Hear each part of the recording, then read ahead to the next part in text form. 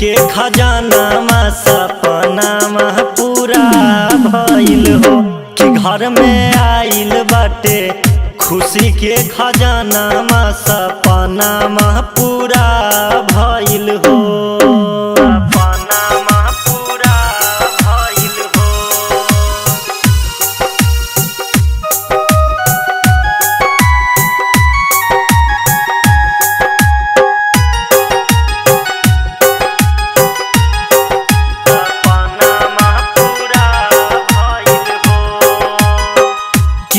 घरे घर में मिठाई बटवावे के रे अपना दुआरा पलवांडा नचावे के रे अपना दुआरा पलवांडा नचावे हो के घरे घर में मिठाई बटवावे के रे अपना दुआरा पलवांडा नचावे। सासु मोर ससुर से मंगाई के मिठाई बटवावेली हो। सासु मोर ससुर से मंगाई के मिठाई बटवावेली हो।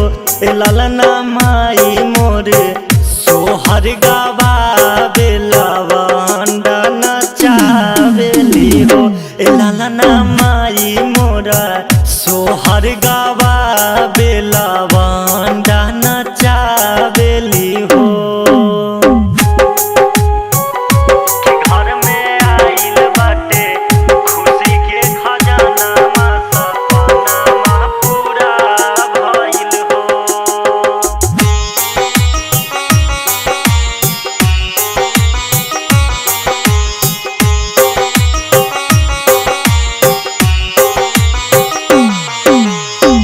के पलनमा लाबे झूलेला झूलनमा के रे चुसनिया लाबे लागे खातिर मनावा के रे चुसनिया लाबे लागे खातिर हाँ के पलनमा लाबे झूलेला झूलनमा के रे चुसनिया लाबे लागे खातिर मनावा।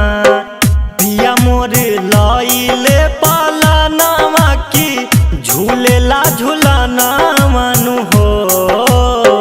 पिया मोर लइले पालनामा की झूलेला झूलना मानु हो कि मोर भैया लइले चुसेला चुसनामा की लागे खातिर मना मानु हो कि मोरा भैया लइले चुसेला चुसनामा की लागे खातिर मनावा